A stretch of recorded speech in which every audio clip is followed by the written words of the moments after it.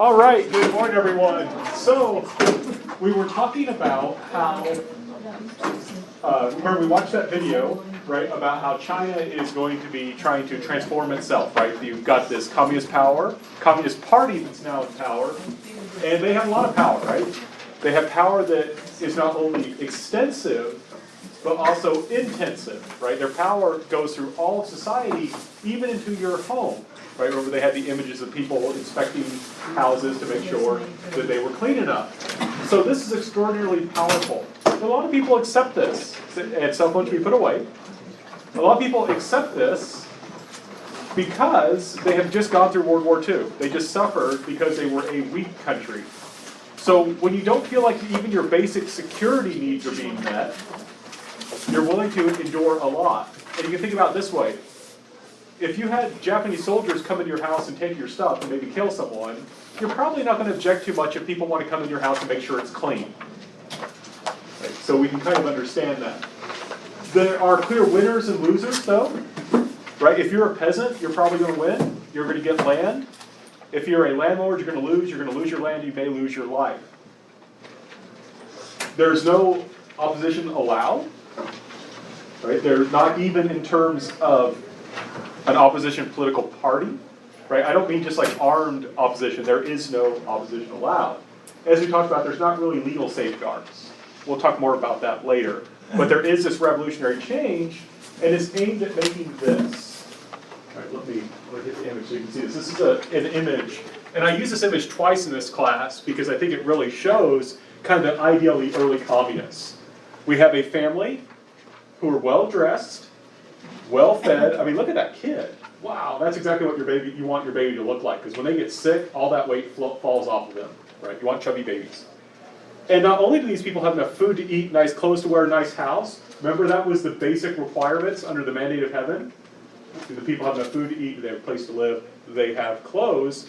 They also have luxuries. This was a very carefully designed propaganda poster. There's a ball down here. There's a little hobby horse and a clock. Remember from the Goddess movie, how clocks were a symbol of modernity. And we have peace. We have security. Right? We've got the dove. And of course, this is all possible thanks to Mao and the Communist Party. So this is the promise, right? This is what you're aiming for. Yes, Chris? Maybe it's just the clothing, but it looks kind of Western. Right, a lot of it is. There is this connection with Western modernity. You can't quite tell as closely because the man's jacket is on, but is off, but he's wearing the Mao hat, or the Sun Yat-sen hat, right? We call Mao Sun Yat-sen developed it. He's dressed, it's kind of Chinese modernity, if that makes sense. So it's modern because it looks kind of Western, but there's this Chinese spin on it. So I talked about, there were losers, right? We have to talk about the land reform. And this is one thing I mentioned earlier, how our understanding of China is constantly changing. So when the first textbook that I read back in the 90s, when I was taking this course, right? I was once a student in a course like this. The book we had to read said that about 100,000 people died in the land reform. Now, further research, thanks to the increasingly opening up of China in the late 90s, early 2000s, it's now estimated about 1.5 to 2 million.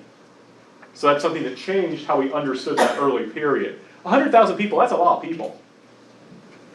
But it changes how you understand these early reforms when it goes up to 1.5 to 2 million. Right, this is a lot larger scale than we first thought. We'll talk later about the campaign to suppress counter-revolutionaries. But in that campaign, about almost 3/4 people will die. About 1.3 million be convicted of some kind of counter-revolutionary activity, and about 1.2 million of those will be forced to engage in forced labor. So remember, Mao emphasized class conflict. That's what's happening. Right? Class conflicts. Remember, he said a revolution is the violent overthrow of one class by another. That's what we're seeing. And I have to stress, you cannot understand Chinese history in the Ming and Qing dynasties even before without understanding the gentry. They're gone. They're destroyed in just a couple of years. That class that formed so much of China, that had a partnership with the government that enabled the country to be governed, that's now gone. The peasants are not unhappy about that. They're happy because they received the land they had been promised, and they're going to support the government. So there's now a new alliance between the government and the people. It's not the government and the gentry, it's the government and the workers and the peasants. Yes, Chris? In regards to the counter-revolutionaries, Right. I take it that, wouldn't you say, I'm just assuming maybe most of those groups were in the western part of China? I think they could be found anywhere. And one thing I want to stress, when I say counter-revolutionaries, there were counter-revolutionaries. There were like Kuomintang nationalist agents operating in China. I don't think there were 700,000 of them. But there were people who sympathized. I don't think they were mostly in the West, though. I don't know where their region would be. Well, I was thinking it was more in the West because the further west you go in China, especially back then, you're not going to find as many non-Chinese. Right. I don't, Does that make so sense? they were not, I don't know if there was any ethnic connection to counter-revolutionary activity. Okay. Mostly these are people who were Han, who had supported the nationalists, or who were actively supporting the nationalists.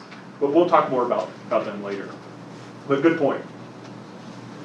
So now we need to talk a little bit about the relationship between China and the Soviet Union. This is very important, I think. We've talked about it before. Right? Remember, it was through the Soviet help that a communist party was established. They also helped to keep it going, but you'll recall they also gave the Chinese a lot of bad advice that did not help them at all, really. It actually could hurt them. And this relationship between China, there's no more Soviet Union, between China and Russia continues to this day. And I think to understand that, we need to understand a little bit about this earlier period. So to do that, I have a clip I want to play for you, and I love this clip. This is from a CNN CNN documentary, sponsored by Ted Turner. But it's an excellent documentary. And it gives you a real sense of the complex relationship between China and the Soviet Union. I don't have a particular question. I just want you to watch this and get a sense of this relationship, and I'll go back through and kind of talk us through it. The country was in chaos, exhausted after years of war. Mao needed external help. One of Mao's first acts was to visit Moscow to get military protection and economic aid. He was met at the station by Foreign Minister Molotov and most of the Politburo.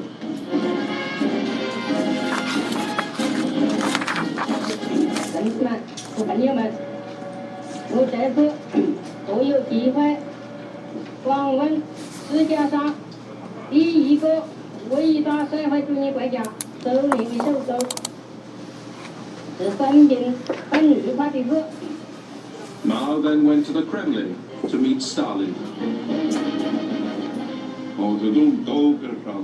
Mao shook Stalin's hand for a long time. A very long time. Stalin came out to greet him quite slowly. He knew how to play the role of statesman. Stalin was a wonderful actor. And he didn't rush like Mao did. He wasn't afraid of Stalin. He wasn't particularly suspicious of him either. The question was, could they find common ground? Mao had his own particular way of thinking. Stalin had his way. But Mao was in no great hurry. Mao had to be patient. He wanted to conclude a Sino-Soviet friendship treaty without making too many concessions.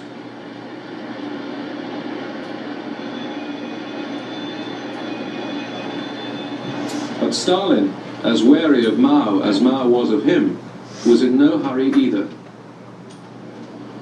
Mao's visit dragged on for 2 months. He toured factories and was shown inspiring films about Russian leaders, such as Tsar Peter the Great. Счастливый день окончания войны господа сенатор давал мне звание отца Отечества. Суров я был в плане дети мои. That beard was just too much. There we go.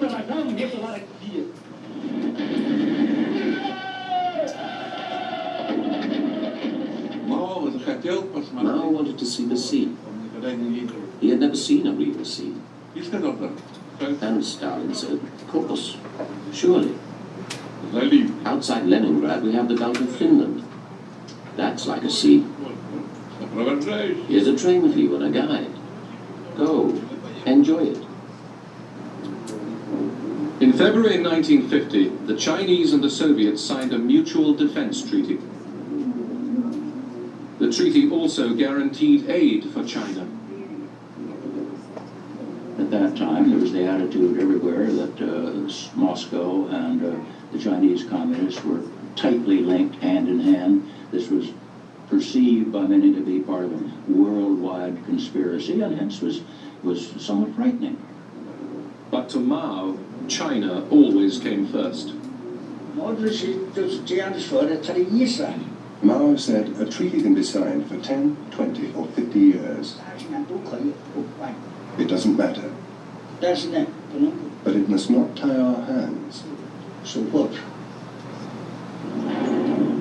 Mao gratefully accepted the help of Soviet experts in rebuilding Chinese industry. We had come from the Soviet Union, where the basis of the state economy was the plan. So we explained to our Chinese comrades that the plan was the absolute basis of everything. The development of the country, the economy, and not only the economy, but of other branches of knowledge. All right. So you can get a sense of just how complex this is. And I don't know if you caught it, but both sides kind of claim that they were in charge of the talks, right? The Russian emphasized how, well, Stalin was in charge. He acted like a great statesman, and Mao was shaking his hand and just wouldn't stop, right? Mao's all excited, but Stalin was playing it cool. But then the Chinese interpreter comes on and is like, oh yeah, Mao just totally knew what he was doing, and he was in charge. So there's this rivalry between them.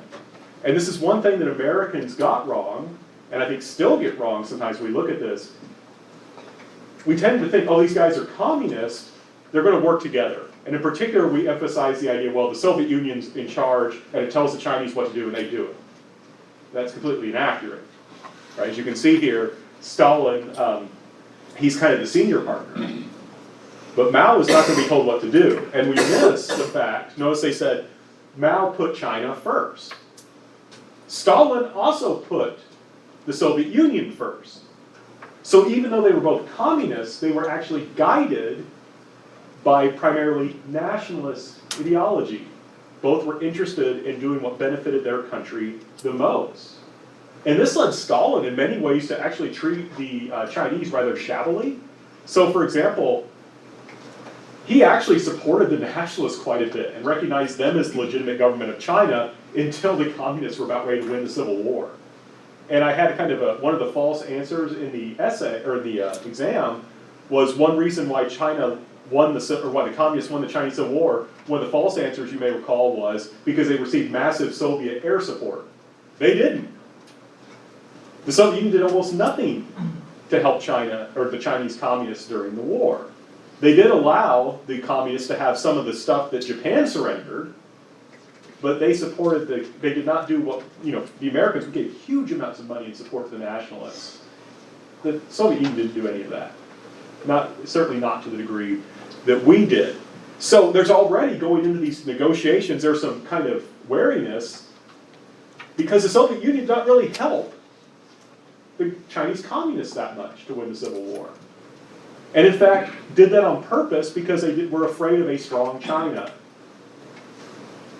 Right? So notice, what's guiding Stalin and the Soviet Union is not, hey, we're part of the Communist Brotherhood, we need to work together to beat those capitalists. It's, how can I benefit my nation the most? And that's going to cause some problems later on. And I think it's interesting when you look at the Cold War. During the Cold War, no liberal democracies fought each other. France and Britain did not fight. But the Soviet Union and China would actually fight some border wars. Like Chinese troops would shoot at each other. Chinese and Russian troops would shoot at each other. That's like American and British troops shooting at each other. Or Americans and Canadians, that may be better. We share a border. Likewise, China in 1978 will invade Vietnam. It's a short invasion, they just invade and withdraw very quickly. But you had communist soldiers fighting each other, which is striking. But they have kind of an uneasy older brother, younger brother relationship. right?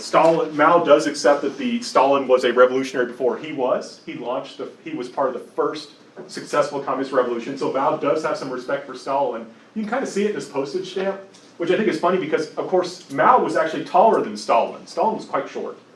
Mao was actually taller, but notice they reversed it in the postage stamp. And that's a Chinese postage stamp, so they're recognizing this. And this is celebrating that treaty which occurred in 1950. Here you can see part of one reason they're doing this is because the Chinese want financial support, they want military technology, they want advice. So remember the one Russian was saying, everything's about the plan. Everything's about the plan. You need a centralized planned economy. We'll talk more about that shortly. But you can see that here in this propaganda poster, you have two Chinese clearly being taught by a Russian about how to do things. So there's this acceptance for now, this little brother, younger brother relationship. Mao doesn't particularly like it, but Stalin is recognized as the leader of the communist world. I mean, he did participate in the 1917 revolution that brought communism to Russia. So he does, in a sense, deserve that position. But there's a lot of mistrust, and both countries are essentially going to be following their national interests first and foremost. So, got a couple extra clips as usual today. I want to stress, there is a connection between these two events. 1950, you've got this, oh, I'm sorry, I forgot one important thing. Russian help is not free, right? The Soviets' help is not free. So, for example, I think that you may recall when I showed you the Republic of China map, it included Mongolia. In order to get financial assistance, the People's Republic had to accept an independent Mongolia. Right? The Soviet Union insisted on that, and the Soviet Union wanted a buffer state. They wanted a government that they could influence. That's not communist brotherhood or comradeship, right? That's power politics. But that's one reason why we have an independent Mongolia. So, like I said, it's important. They signed that defense treaty in 1950, and that same year, later on, is when we have the Korean War begins. Right? That's when the Korean War is going to begin. So there's this connection. Right? The communist world's getting on the same page. The communists are victorious in the Chinese Civil War. That's going to help lead to the Korean War. And I have a clip I'm going to play for you, and this is looking at this gives you a very brief overview of the war, but especially I like what it does is it talks a lot about how the Chinese see the war. And of course, we're going to be approaching the Korean War from the perspective of the Chinese, primarily in this class. In June 1950, North Korea invaded South Korea. America was outraged and called for immediate action. The United Nations sent troops from 15 countries to defend South Korea. They were led by the American General Douglas MacArthur.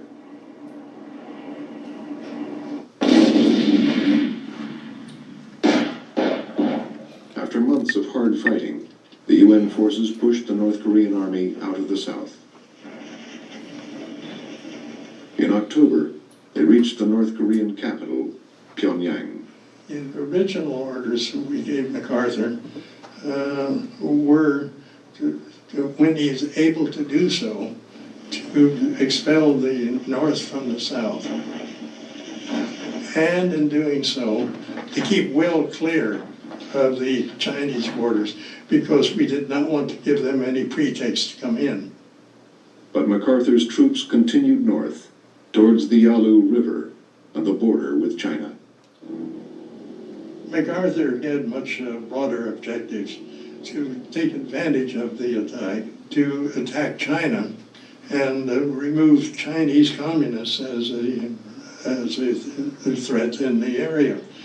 And he is continually trying to do things that would bring China into the war. Mao's government was barely a year old and in the midst of radical reforms. It could hardly afford a war, but Mao felt the UN forces were an intolerable threat to China's security.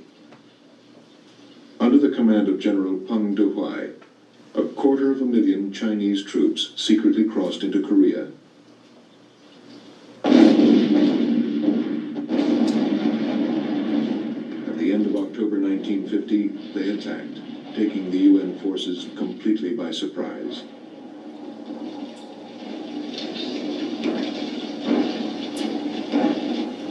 The UN troops soon fled in a massive retreat.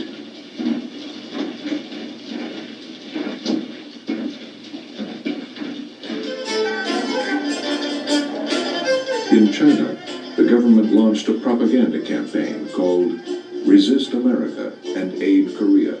Uncle Sam and Chiang Kai-shek?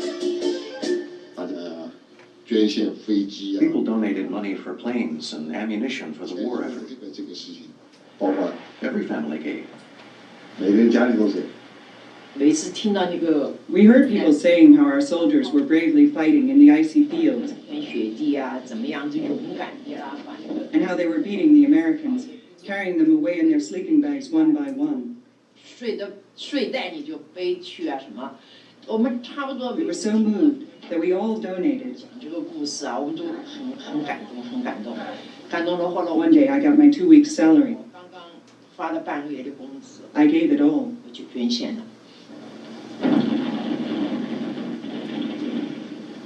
By the spring of 1951, the war was a grim stalemate. Both sides were dug in around the 38th parallel, separating North and South Korea.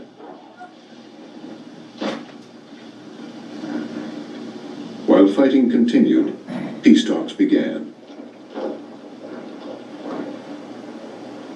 Finally, after 2 years, the talks produced an armistice. The Korean War forced us to recognize, and the American people to recognize, that the new regime, the communist regime in China, was a fact of life with whom we were going to have to live. In China, the war created great national pride. The Chinese army had suffered terribly, with nearly 1 million casualties. But it had fought to a standstill the armies of the strongest nations in the world. Now, the Resist America campaign proved how effectively Mao's government could mobilize the entire country. All right.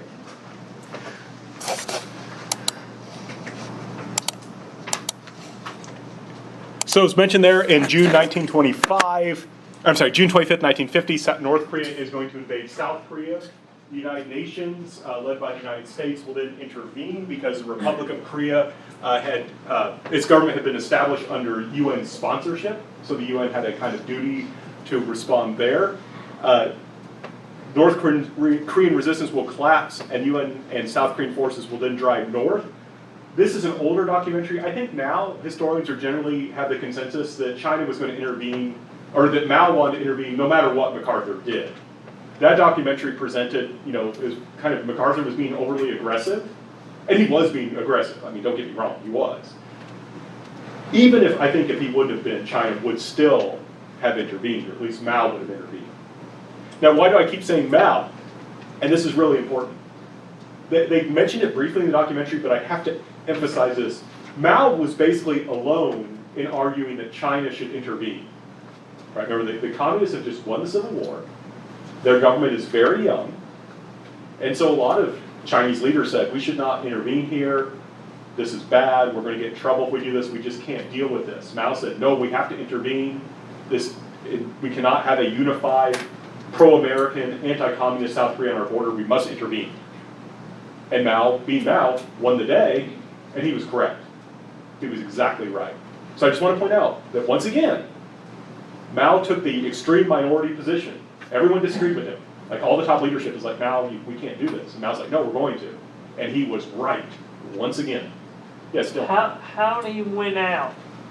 Well, remember, by this time, Mao Zedong thought is in the Chinese constitution. Like, remember, he went through the rectification campaign and all that. So he's the unquestioned leader, right? He's already disciplined everyone. So they can disagree with him privately, but here he's going to say, no, we're doing it my way. And like I said, he's right. But yeah, good question. So, and also they made it sound like the Americans were surprised. We knew the Chinese were there, at least the soldiers did. American soldiers were like, we see Chinese soldiers, and the official officers would say, no, that's impossible, there can't be any Chinese soldiers. It's crazy. So it wasn't a complete surprise, we should have known better. But in any case, the key point is that the Chinese military intervened and successfully pushed UN forces back. They actually recaptured Seoul for a brief period, though eventually the UN and South Korean forces would take it back. By 1951 to 53, the war it became basically trench warfare, and then an armistice was signed. As an aside, armistices are timeouts, they're not peace treaties. Technically, we're still at war in North Korea. And curiously, North Korea has repudiated the armistice, so we're technically at war with North Korea. Or I guess we're not at war because we never declared war. We're in a state of conflict. Yeah. Now the key thing for our class, it gets really complex when you talk about diplomatic history, because there's all this legal history. This war, though, is extraordinarily important. We have to emphasize this. The Chinese successfully pushed back the United Nations forces, which are primarily Americans, but include large numbers of British troops, for example, something like 16 nations of the Western world, and also places like Africa and Thailand had. The Philippines also had a contingent. But think about this. Throughout the century of humiliation, the Chinese could not beat anyone. They couldn't beat a single country. And now, they push the UN back. So this is a huge, what I would argue, victory. Like if anyone was to say who won the Korean War, I would say Japan and China. Japan because it jump-started their economic recovery, and China because now it is clear to the world, you do not mess with China. Right? It's clear that even if you can kill large numbers of Chinese, like the Chinese took huge casualties, China is a force to be reckoned with. So they often talk about in 1949, Mao said, China has stood up. I would argue that it's in 1950-53 that China has stood up, right? Because they have, on the battlefield, successfully pushed back the most modern armies in the world. That's why I think this war is so important. You got to take China seriously now. So, like I said, Mao. Why does Mao decide to take such a risk? First of all, Mao knew he was taking a gamble. I think he thought he could win, and he was correct. But primarily, he was concerned about security. He saw the United States as the most dangerous imperialist in the world. He did not want the United States to have a base, a unified Korea, right next to China. And you can kind of think about it this way. Remember the Wan Li emperor? He did not like governing much, but the one time he actually did his job was when Japan invaded Korea. It's the same thing here. What goes on in Korea is very important to Chinese security. So he knows that, in a sense, if we wait and don't do anything, that will just allow the anti-communist forces to become stronger and they'll defeat us later. Definitely. So let's just take a chance now, and maybe we can win. And he was correct. He also hoped that this would encourage the worldwide communist revolution. If communist countries just abandoned North Korea to be taken over, no one's going to take communism seriously. So Mao has very good reasons for wanting to intervene, even if it's a risk. In addition, it's important to note, there were actually a lot of North Korean soldiers who fought on the Chinese communist side during the Chinese Civil War. So there was a feeling of debt. And that's kind of what you see in this image here. This shows, I'm trying to remember what the technical, in China, I think this is still true, right, Tianyu? This is the name of what we call the Korean War. Yeah. It is still, remember how we have People's Liberation Army? Everything's ideological. So whereas Americans, we tend to have neutral sounding war names, right? Russo-Japanese War, Mexican-American War, things like that. It's the war to resist U.S. aggression and aid Korea. Doesn't even mention the UN. Right? The UN is just a puppet of the United States from the Chinese perspective at this time. So this is very important for China. It's also important, I just added this part, because I really can't emphasize this enough in terms of the relationship between China and the Soviet Union. Stalin doesn't really do much to help the Chinese and North Koreans. He does send some pilots and some air support, but that's it. And you know how there's a saying like, we'll fight to the last man? We're going to fight all the way, even if all of us die, we'll fight to the last man. A very clever Korean historian said, Stalin was willing to fight the war to the last Chinese. Right? Stalin was willing to fight the war. It didn't matter to Stalin how many Chinese people died. Why? Because this war tied down the Americans and weakened us. So Stalin would have time to recover and rebuild the Soviet Union. The fact that other communists had to suffer to do this didn't really matter much to Stalin. Right? So Stalin is pursuing his national interests. That's why this war drags on to 53, was primarily because of Stalin. He didn't want the war to end. He wanted the Chinese and North Koreans to keep fighting because it tied down the Americans in this rather nasty war while he could rebuild. So that helps build distrust between, and one reason, by the way, it finally ends in 53 is because Stalin dies in that year. So, in addition to making China a world power, right, I would argue China at this point, at least it's a regional power, I should say, perhaps not a world power, but China's a power, right? You can't beat up on China. You got to take China seriously. This not only had an effect on the world stage, but also on the national stage. The Korean War gave the Chinese communists an excuse, a justification to force any foreigners out of the country they wanted gone. So, like, for example, there were still American missionaries up to this point in China. Now they got to leave because they're part of a belligerent nation. This allows the justification for the campaign to suppress counter-revolutionaries we talked about earlier. Right? People, you can do things during a wartime situation you wouldn't normally be allowed to do. People accept, okay, we're at war, there's potential sabotage, we have to capture these people. This also allowed for the continuation of class warfare. This is when you have the campaign against the bourgeoisie. Remember we talked about the 4 stars, workers, peasants, and 2 classes of the bourgeoisie? Those people tend to be in more trouble now. And I think it's interesting, you have a peasant and a worker accusing the members of the bourgeoisie. And it's in this period, right? And you'll notice, do you recall, right? What was it? I think the term they used in Zhao Li's graphic novel was black bastard. Was that the term? Okay, well, if you recall, there was the black groups, right? These were people who were the descendants of landlords. Remember, that's why Zhao Li's dad got in trouble? Yeah. Because he had a bad class background. This is when you're going to be classified officially according to class. Like there was a file on each person, and it classified your class background. So his father was classified as the son of a rich landlord, even though he himself was a devout communist. It doesn't matter right now. Nothing bad's going to happen to his dad yet. Yes, Brandon? Can you expand upon when you said forcing foreigners out of the country? Are you talking about China or are you talking about Korea? Oh, I'm sorry, out of China. Okay. Yeah, so you had Brits, you had Americans, you had other people that were there, and this gave a justification for kicking them out. Yes, Dylan. This just occurred to me, but since, what was the kid's name from our reading? Zhao Li. Since Zhao Li's father was branded a member of the bourgeoisie, wouldn't that make Zhao Li eventually part of that class as That's why, well? so if you read the whole graphic novel, he wants to join the Communist Party, and it takes him forever to do so because of that bad class background. So yeah, no, it's hereditary.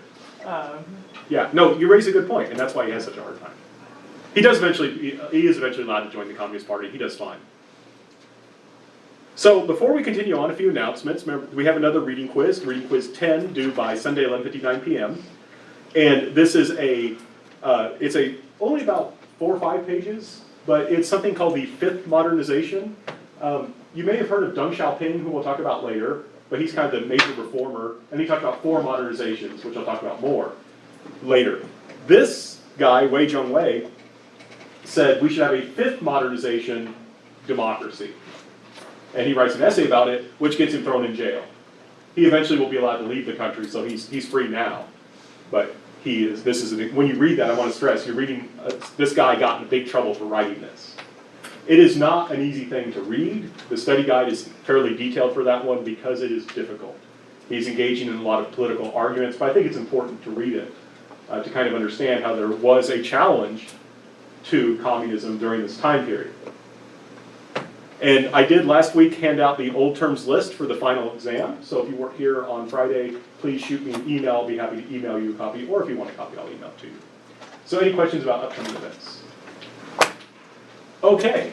So wow, once again, we're back to this image, right? Because this is what we want, right? This is what the Communist Party is promising for people. It's not really promising like a lot of political rights or anything like that. This is what it's promising. So all communists agree that society needs to be remade completely, right, to transform society to benefit the oppressed peasants and the workers, and to bring economic development. That's agreement. There is disagreement over how to do that. Right, there's disagreement over how to do that. Some want gradual development that looks to the outside world and technical experts to build a strong country. If you're familiar with the word technocrat, that would go with this. We want slow, steady growth. Basically, we kind of want to do things like the Soviet Union did. Stalin, as scary as the guy was, he did lead massive industrial development, and it was fairly consistent and well planned. So some people say we want gradual development, looks to the outside world, i.e. Soviet Union, and technical experts to build a strong country. That's how we're going to achieve this goal. That's how we're going to achieve this goal. Others say, Mao in particular, wants, he won't say it quite yet, but this is essentially the position he'll take later. We want rapid development that looks to the revolutionary fervor of the people to build a strong country. Right? One emphasizes the role of educated elites like scientists and engineers. This emphasizes the revolutionary zeal of the peasants. Now, from our perspective, you may say, well, of course, this one. But remember, it wasn't these guys who helped the communists win the Civil War. It was the peasants, their revolutionary fervor, their belief that helped them win the Civil War. So to us, this is obvious. But at this time period, this one actually has a pretty good argument. This one has a pretty good argument. Also, this way we don't have to deal with the Soviet Union, which isn't really interested in giving us a good deal. We can do things ourselves this way. But those are the two basic views. The first view is what China does first. Right? This is what China's going to do first. So you remember how that guy kept talking about the plan? So China in 1952, when the Korean War is going on, but it's pretty much a standstill, so it's safe to do this, is going to launch its first 5-year plan. So I have to emphasize, this is something the Soviet Union developed, and it was so good that anti-communists like Park Chung-hee and the dictator of South Korea will adopt 5-year plans. Like 5-year plans are awesome when you're a developing economy. Not good for a complex economy like the United States or China today, but if you're an agricultural economy trying to become modern and industrialized, central planning is awesome because it lets you use your few resources efficiently. So in a 5-year plan, basically you would say, okay, in 5 years we want to be able to produce this much electricity. Okay, well if we want to produce that much electricity, how much copper do we need? How much steel do we need? How much oil do we need? Okay, we need that much. Okay, how do we get that stuff? All right, we need to do this. And so you make this very complex plan to figure, so there's no wastage. That's the idea. We're going to make sure to carefully invest what few resources we have, make best use of them through technical planning. And I want to stress, this works really well for industrializing economies. Won't work in the United States now, it's too complex, but it works really well here. So just to give you an example of how well this worked. The first 5-year plan, coal actually increased 115% of what they expected. So they said, we want this much coal. They got more than they planned for. They got more steel than they planned for. And steel, this is a propaganda, I shouldn't say propaganda poster, this is an informative poster. This poster is just explaining to people, we need steel because steel's in all these things. They got more steel than they expected. That's pretty awesome. More than twice as many machine tools, things like factory equipment. Almost twice as many trucks they were able to produce than they expected. And almost a 9% annual growth in the economy. That is pretty impressive. Right? That's pretty impressive. So this 5-year plan in many ways is very successful. Right? So the communist China is doing a pretty good job of getting its economy rolling. 3.8 increase in agriculture, that's not great. It would be nice to have more. I'll get back to that later, but still, that's an increase. And as a whole, the industrial part of the economy grew almost by 19%. That's pretty good. Right? That's pretty good. Yeah, Chris? So, how did the party decide who was going to be the people who mined the coal? I didn't hear the first part. How they decide How did the party decide who was going to mine the coal?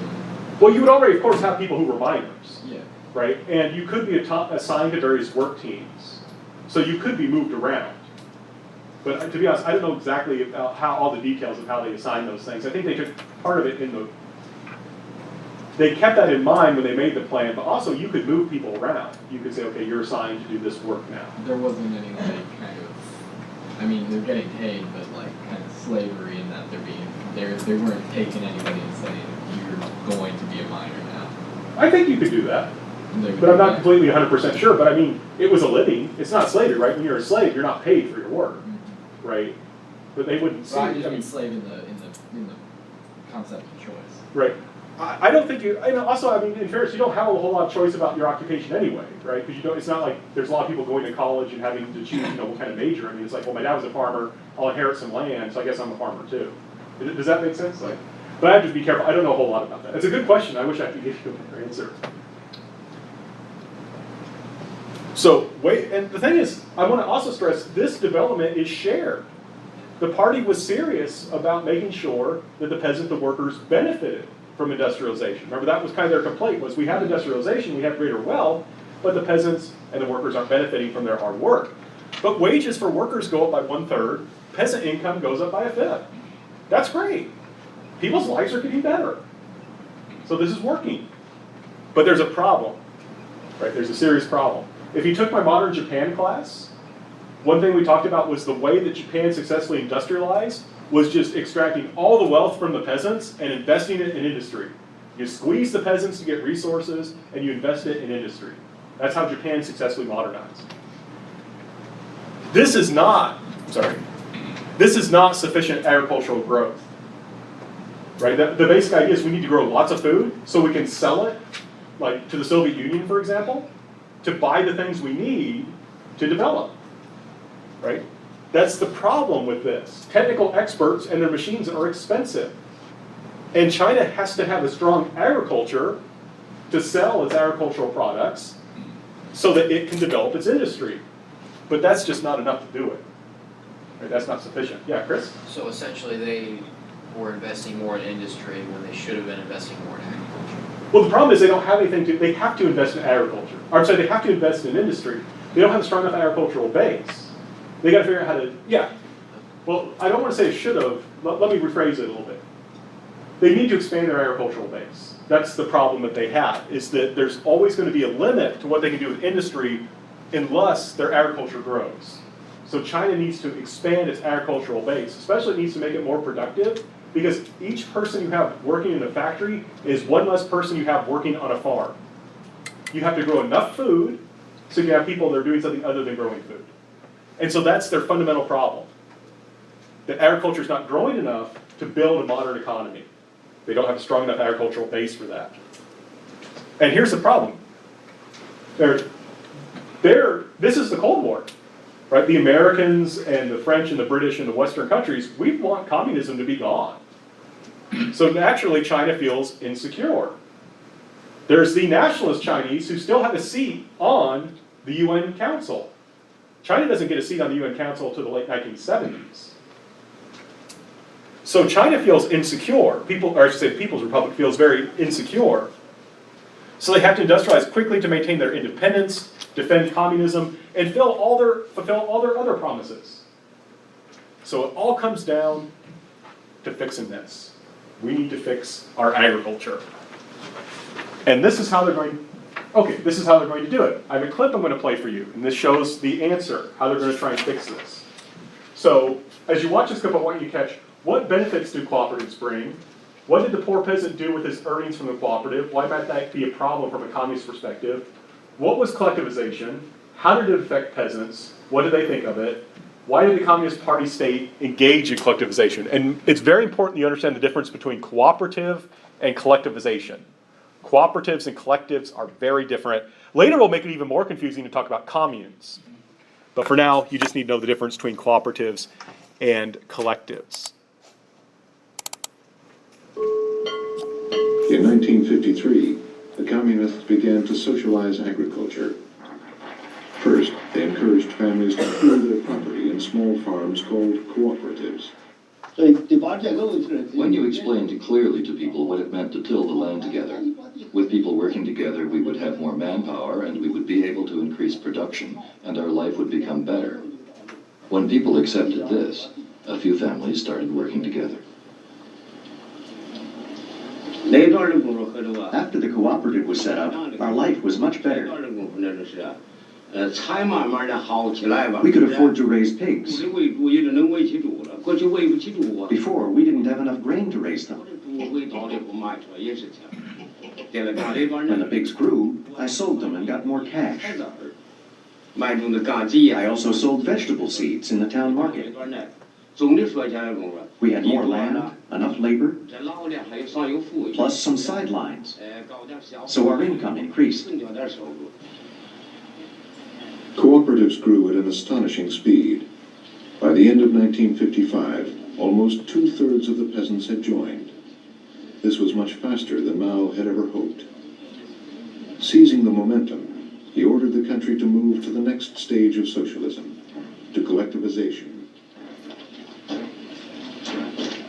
But for most peasants, this was going too far. In collectives, private property was abolished. People had to give up their animals, their tools, and their land. Party officials put intense pressure on families to join. By then, people were unhappy. They weren't comfortable forming a collective with the whole village. Some villagers didn't get on with others. My father was quite well off, so he didn't want to join either. I was a party official in the village. I told him if I weren't an official, I wouldn't insist he join. If you didn't join, you wouldn't look good in front of your neighbors. With my persuasion and the example of others, he gave in. But he joined with reluctance. His income was quite high. It went down after he joined, so he was unhappy. Within months, all of China's 600 million peasants were working in huge collectives. For the first time in history, the farm output of the entire nation was under government control. The government decided how much grain the peasants could keep. The rest had to be sold at low prices to the state. The grain ration for the peasants was very low, not enough. Plus, you had to obey the leadership. You had to fulfill the state quota. State first, then the people. Peasants complained about the policies. They said, we can't keep one extra ear of grain for ourselves. Do you think this is fair? I said, it's not fair. So I wrote to the provincial leadership. Things couldn't go on like this. No matter how much you grew, you still had to give it to the state. You couldn't eat it. The province sent people down to investigate.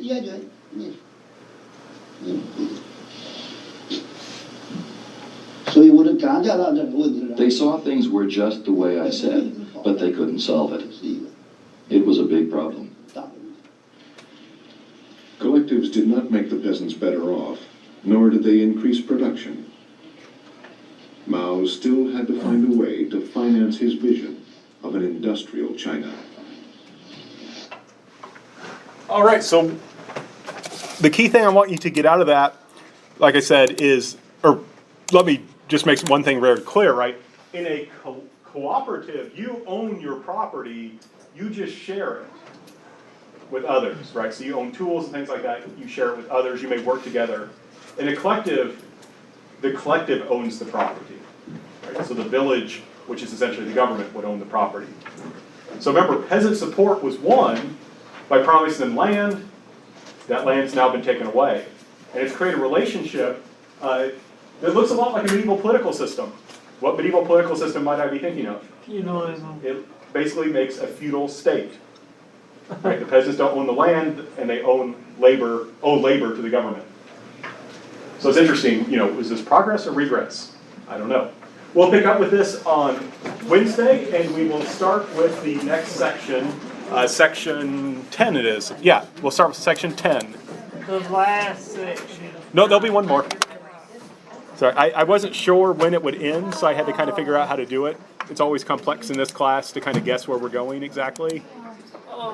Dr. Rao. Yeah, Dylan. As far as the 5 pillars of Islam, we're reading Deuteronomy until No, that is not a pillar. Okay. So you are correct. Right.